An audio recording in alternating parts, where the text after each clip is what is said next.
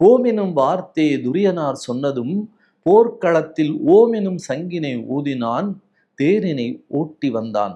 நாம் எனும் ஆணவ கௌரவர் நூற்றுவர் நடையடித்து தேமென திறமென செயலென தேர்ந்தவன் திருக்கண்ணனே என்று சொல்கிறார். அவன்தான் எல்லாமாக ஆனான். கேட்பது யார்? இந்த பிரபஞ்சத்தின் தலைவன். கேட்பவன் யார்? எல்லா உலகத்தையும் ஆட்சி செய்பவன். அப்படிப்பட்ட கடவுள் சாதாரண நிலையிலே இருந்து துரியோதனிடத்திலே கேட்கிறான். இதை துரியோதனன் உணர்ந்தவனாக தெரியவில்லை. அவன் சொன்னான், உங்களுக்கு தேசம் கிடையாது, கௌரவர்களுக்கு தேசம் தான் முழுமையாக உண்டு, பாண்டவர்களுக்கு கிடையாது. சூரியனுடைய ஒளி எங்கே, தீபத்தினுடைய ஒளி எங்கே? நாம் யோசித்து பார்க்கிறோம். அழகாக கவிஞர் வாலி சொல்லுவார், கடலுக்கு நான் செய்யும் திருமஞ்சனம், செங்கதிருக்கு நான் காட்டும் நீராஞ்சனம், அம்மா நான் செலுத்தும் கீதாஞ்சலி, நின் அருளெனும் சாகரத்தில் தோன்றும் துளி என்று சொல்லுவார். நம்மால் என்ன தர முடியும்? எதுவும் தர முடியாது. தந்தது உன் தன்னை, கொண்டது என் தன்னை, சங்கரா ஆர்குலோ சதுரர், அந்தமொன்றில்லா ஆனந்தம் பெற்றேன்.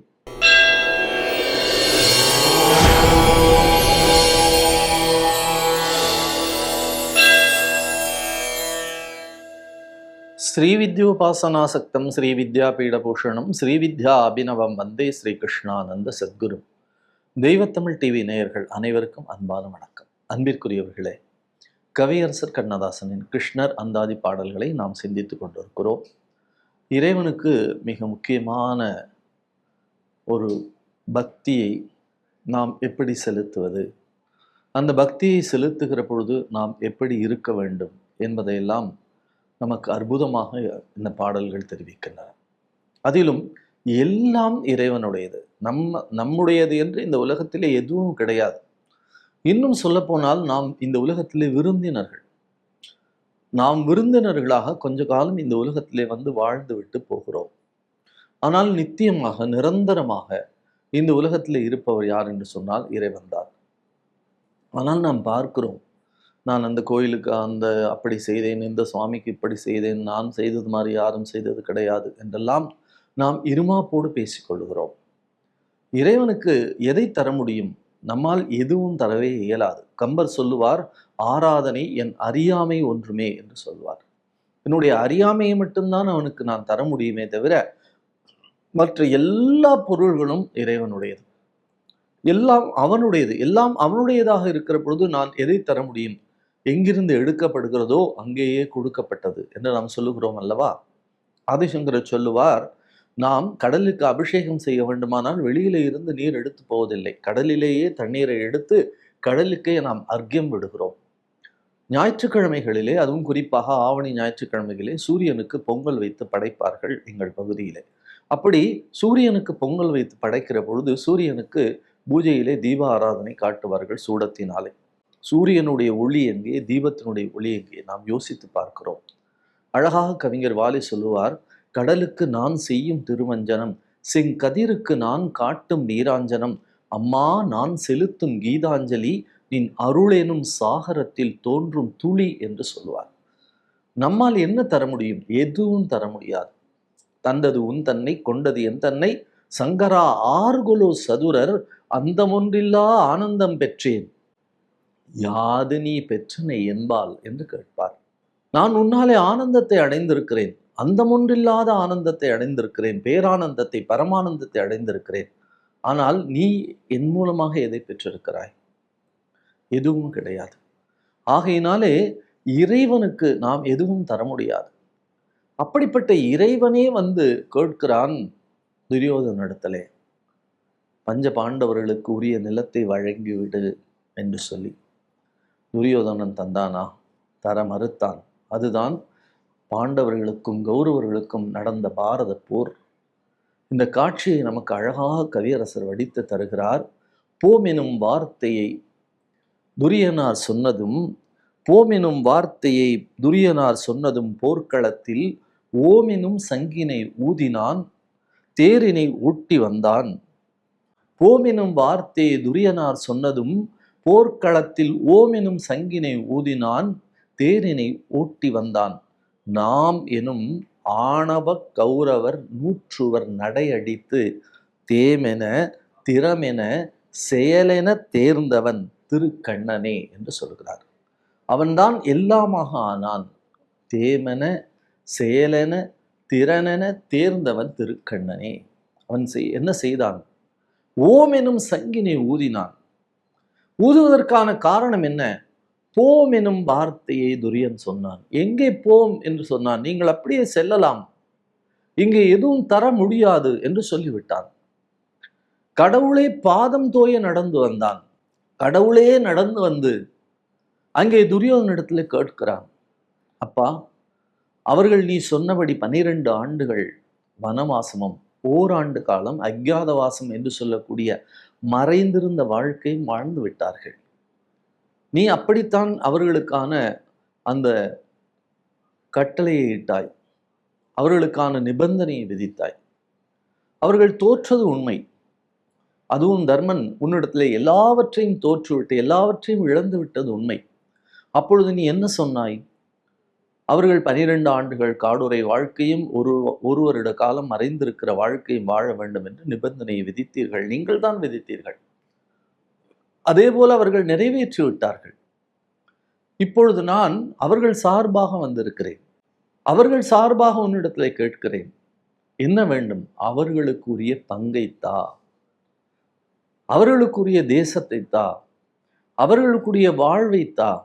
அவர்கள் 13 ஆண்டுகள் கானகத்திலேயும் மறைந்திருந்தும் மிகப்பெரிய இன்னல்களை சந்தித்து விட்டார்கள். நான் நியாயமாக கேட்கிறேன். இங்கே கிருபர் இருக்கிறார், துரோணர் இருக்கிறார், திருராஷ்டிர மகாமன்னன் இருக்கிறான், உங்களுடைய குலத்தினுடைய பிதாமகன் பீஷ்மன் இருக்கிறான், இத்தனை பெரியவர்கள் எல்லாம் இருக்கிறார்கள். இந்த சபையிலே தான், இதே சபையிலே தான், இத்தனை பெரியவர்கள் இருந்த சபையிலே தான் நீ அவர்களுக்கு இந்த நிபந்தனையை சொன்னாய். நிபந்தனையை முடித்து விட்டு அவர்கள் காத்திருக்கிறார்கள். தயவு செய்து நீ என்ன தர வேண்டும்? சொன்னபடி அவர்களுக்குரிய தேசத்தை தர வேண்டும். கேட்பது யார்? இந்த பிரபஞ்சத்தின் தலைவன். கேட்பவன் யார்? எல்லா உலகத்தையும் ஆட்சி செய்பவன். அப்படிப்பட்ட கடவுள் சாதாரண நிலையிலே இருந்து துரியோதனிடத்திலே கேட்கிறான். இதை துரியன் உணர்ந்தவனாக தெரியவில்லை. அவன் சொன்னான், உங்களுக்கு தேசம் கிடையாது, கௌரவர்களுக்கு தேசம் தான் முழுமையாக உண்டு, பாண்டவர்களுக்கு கிடையாது. பகவான் சொன்னார், தர்மன் சொன்னான், அவன் மிகவும் நல்லவன். அவன் சொன்னான், பாதி ராஜ்யமாவது கேட்டான். பாதி ராஜ்யம் தர முடியாது. 5 ஊர்கள் கேட்டான், தர முடியாது. 5 வீடுகள் கேட்டான், தர முடியாது. ஒரு வீடாவது தாருங்கள், தர முடியாது. தர முடியாது என்பது மட்டுமல்ல, ஒரு ஊசி முனை அளவிற்கு நிலம் கூட உங்களுக்கு கிடையாது என்று சொன்னார். ஆகையினால நீங்கள் இப்படியே திரும்பி போய்விடுங்கள். யாரிடத்திலே சொல்லுகிறான்? இந்த பிரபஞ்சத்தை படைத்தவனிடத்திலே சொல்லுகிறான். அவன் இவ்வளவு இறங்கி வந்து கேட்க வேண்டிய அவசியம் இல்லை. அவன் நினைத்தால் அப்படியே எல்லாவற்றையும் தூசுக்காடாக மாற்றிவிட்டு போயிருப்பான். ஆனால் தர்மத்தை காப்பதற்காக, தர்மத்தை இந்த உலகத்திற்கு சொல்லுவதற்காக தானே கால் தரை தோய வந்திருக்கிறான். அந்த கடவுளத்திலே முடியாது என்று சொன்னான். இன்றைக்கும் நாம் உலகிலே பார்க்கிறோம், ஒரு அண்ணன் தம்பியாக இருக்கிறவர்கள் ஒரு வரப்பிற்காக அடித்துக் கொள்கிறார்கள். வயலிலே 2 பக்கமும் அழகான பாதையாகவும் பிரிப்பதற்காகவும் இருக்கக்கூடிய மேட்டு பகுதியை வரப்பு என்று சொல்வார்கள். அந்த வரப்பு என் பக்கத்திலே கூட வந்து விட்டது, உன் பக்கத்திலே கூட வந்து விட்டது என்று சொல்லி 2 பேரும் என்ன செய்கிறார்கள்? வழக்கு மன்றத்திற்கு போகிறார்கள், வழக்காடுகிறார்கள். அப்படி கீழ்கோர்ட்டிலே போய் மேல்கோர்ட்டிலே போய் கடைசியிலே உச்ச நீதிமன்றம் வரைக்கும் அந்த வழக்கு செல்கிறது. ஆனால் கடைசியிலே என்ன ஆயிற்று? இந்த நிலத்தை இவன் விற்று, இந்த நிலத்தை இவன் விற்று, இந்த நிலத்தை இவன் விற்று, இந்த நிலத்தை இவன் விற்று, அப்படியே எல்லா சொத்துக்களும் போய் கடைசியிலே இவர்கள் ஓட்டாண்டியானதுதான் மிச்சமாக போய்விட்டது.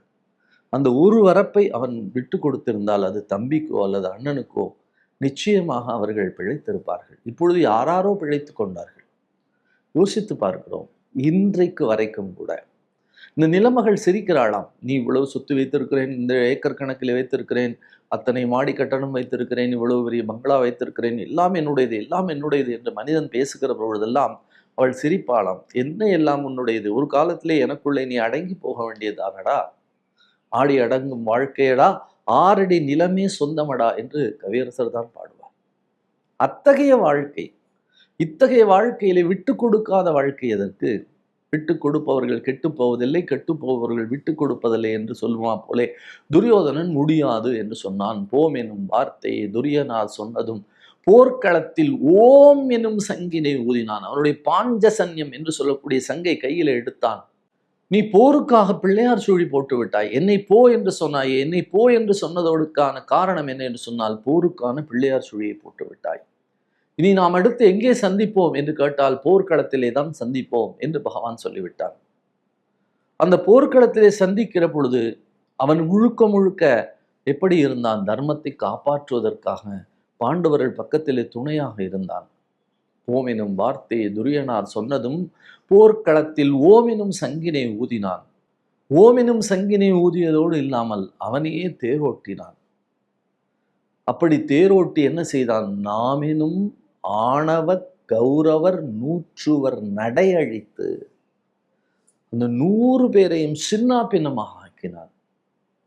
அவனுடைய நோக்கம் பூபாரம் தீர்க்க புறப்பட்டாய் புயல் வண்ணா என்று சொல்லுவான் சகாதேவன் ஒரு இடத்திலே. நீ வந்ததே எதற்கு என்று சொன்னால் பூபாரத்தை தீர்ப்பதற்காக வந்திருக்கிறாய். வில்லிபுத்தூரார் அழகாக சொல்லுவார், பூபாரம் தீர்க்க புறப்பட்டாய் புயல் வண்ணா. அப்படி பூபாரத்தை தீர்ப்பதற்காக வந்தவன் கடைசியிலே கௌரவர் பகுதியில் இருக்கிறார் அத்தனை பேரையும் அழித்து தூள் தூளாக மாற்றிவிட்டான். கடைசி எல்லாரையும் அழித்து விட்டான். அப்படி எல்லாரையும் அழித்ததனுடைய நோக்கம் என்ன? ஆணவம் நாம் எனும் ஆணவ கௌரவர். நான் என்று சொல்லக்கூடிய மிகப்பெரிய ஆணவத்தோடு ஒரு குண்டு ஊசி நிலம் கூட கிடையாது என்று சொன்னானே அந்த துரியோதனன். அவன் என்ன ஆனான்? கடைசியிலே எல்லோரும் இந்த மண்ணுக்குள்ளே போய்விட்டார்கள். ஆனால் இறைவன் தருவது தரட்டும் என்று காத்திருந்த அந்த பஞ்ச பாண்டவர்கள் இந்த பிரபஞ்சத்திலே முடிசூட்டி கொண்டு ஆட்சி நடத்தினார்கள். இதைத்தான் கவியரசர் அழகாக நமக்கு படம் பிடித்து காட்டுகிறார். போம் எனும் வார்த்தையை துரியனார் சொன்னதும் போர்க்களத்தில் ஓம் எனும் சங்கினை ஊதினான், தேரினை ஓட்டி வந்தான். நாமெனும் ஆணவ கௌரவர் நூற்றுவர் நடையழித்து தேமென திறமென செயலென தேர்ந்தவன் திருக்கண்ணனே. அவன்தான் இந்த பிரபஞ்சத்தின் ஆட்ட நாயகன், அவன்தான் இந்த பிரபஞ்சத்தின் அச்சாணி, அவன்தான் இந்த பிரபஞ்சத்தை இயக்குபவன், அவன்தான் இந்த பிரபஞ்சத்திலே எல்லோருக்கும் எல்லாவற்றையும் அள்ளி வழங்கக்கூடியவன். அப்படி எல்லாவற்றையும் அள்ளி வழங்கக்கூடியவனே வந்து கேட்கக்கூடிய இடத்திலே எல்லாம் உன்னுடையது என்று எடுத்து தராமல் இதை நான் தரமாட்டேன் என்று ஒருவன் சொன்னால் அவனுக்கு என்ன நிகழும் என்று சொன்னால் அதுதான் துரியோதனுடைய வாழ்க்கை, அதுதான் கௌரவருடைய வாழ்க்கை என்பதை நமக்கு அழகாக படம் பிடித்து காட்டுகிறார். நாம் என்ன தர முடியும் இறைவனுக்கு? இறைவா, ஆணவமற்ற தன்மையை எனக்கு தா என்று நாம் கேட்டால் நிச்சயமாக இறைவன் நமக்கு எல்லாவற்றையும் வழங்குவான் என்பதிலே ஐயமில்லை. நாமும் இறைவனிடத்திலே ஆணவம் இல்லாத பக்தி செய்வோம், எல்லாம் அவனுடையது என்று சொல்லக்கூடிய மிகப்பெரிய சிந்தனையை இந்த உலகத்திற்கு விதைப்போம்.